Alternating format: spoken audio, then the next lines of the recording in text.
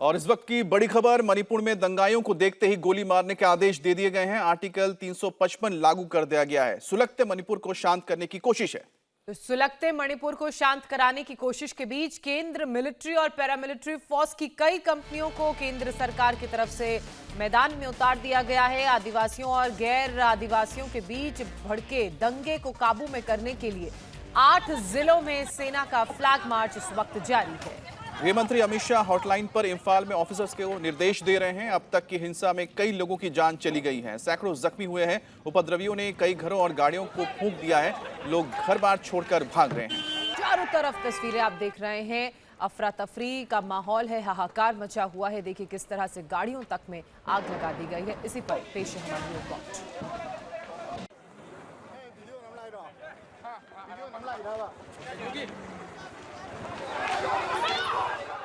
तो आपको ये तस्वीरें हम दिखा रहे हैं। मणिपुर में हिंसा हुई है। दरअसल यहाँ पर जो आदिवासी हैं और जो गैर आदिवासी बहुसंख्यक है, उनके बीच ये पूरा हंगामा शुरू हुआ। आपको बता दें कि पिछले दिनों एक मार्च निकाला गया था ट्राइबल्स की ओर से, यानी कि जो आदिवासी है उनकी तरफ से मोर्चे की ओर से एक मार्च निकाला गया, जिसके बाद ये पूरा हंगामा शुरू हुआ था। क्योंकि जो बहुसंख्यक वहाँ पर लोग हैं, उन्होंने वहाँ पर एसटी स्टेटस मिलने की बात हो रही थी। जैसे ही उन्हें पता लगा कि उन्हें एसटी स्टेटस मिलने जा रहा है, उसके बाद ये पूरी हिंसा शुरू हो गई।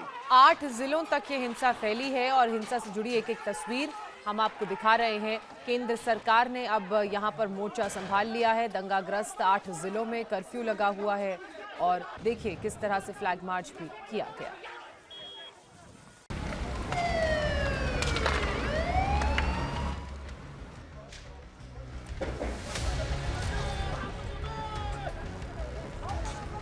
दंगे की आग में मणिपुर जल रहा है। एक जिले से उठी चिंगारी 8 जिलों तक फैल गई है। मकान जल रहे हैं।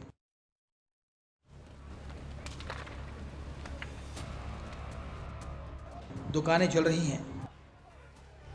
सड़कों पर गाड़ियां सुहा हो रही हैं। हालात इस कदर बिगड़ गए हैं कि सेना को बुलाना पड़ रहा है। दंगाइयों को देखते ही गोली मारने के आदेश जारी करने पड़ रहे हैं। हिंसा प्रभावित कई इलाकों में धारा 144 लगाई गई है।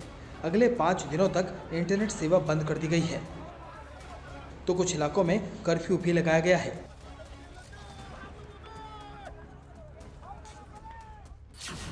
केंद्र सरकार ने मणिपुर में आर्टिकल 355 लागू कर दिया है, यानी राज्य की सुरक्षा व्यवस्था की जिम्मेदारी अब केंद्र सरकार ने अपने हाथ में ले ली है। जिसके बाद आर्मी और असम राइफल्स की 55 टुकड़ियों को तैनात कर दिया गया है। इनके अलावा गृह मंत्रालय ने रैपिड एक्शन फोर्स की भी 5 कंपनियों को मणिपुर भेजा है। इसके बावजूद हिंसा और बवाल थमने का नाम नहीं ले रहे।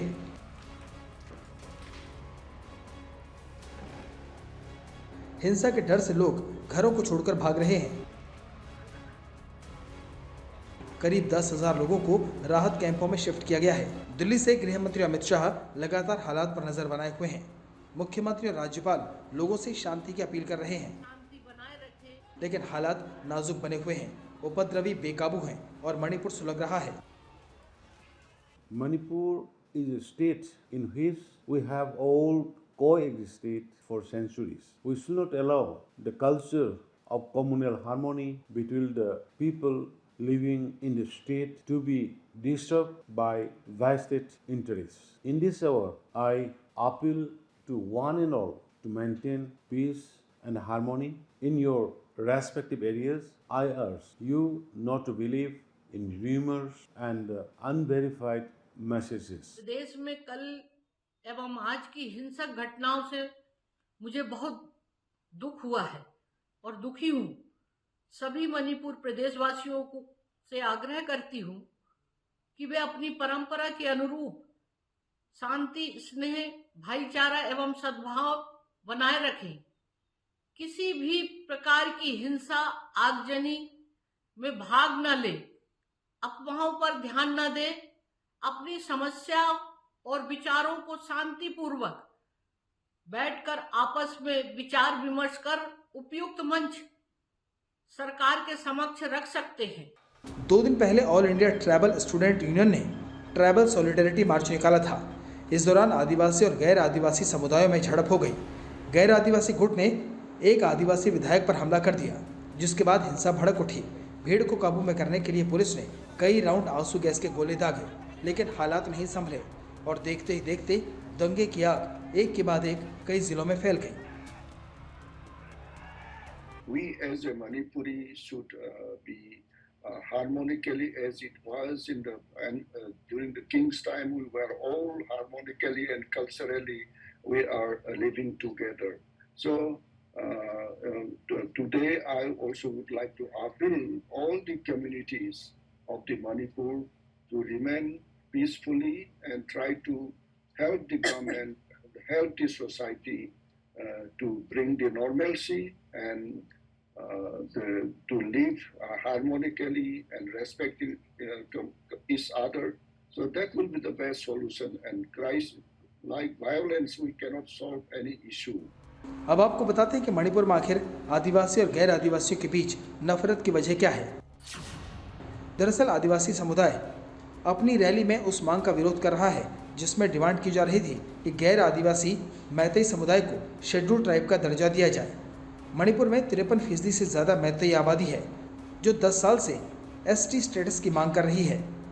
गैर आदिवासी समुदाय की इस मांग का आदिवासी समाज के लोग विरोध कर रहे हैं। हालांकि सीएम दावा कर रहे हैं कि दोनों समुदायों के बीच जो गलतफहमियां हैं उसे जल्द दूर कर लिया जाएगा, लेकिन हालात को देखते हुए लगता नहीं कि नफरत की ये आग इतनी जल्दी बुझने वाली है।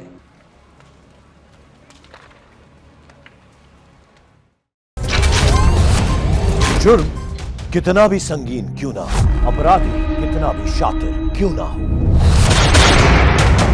हर रात से उठेगा पर्दा, सामने आएगी हर खबर की सच्चाई।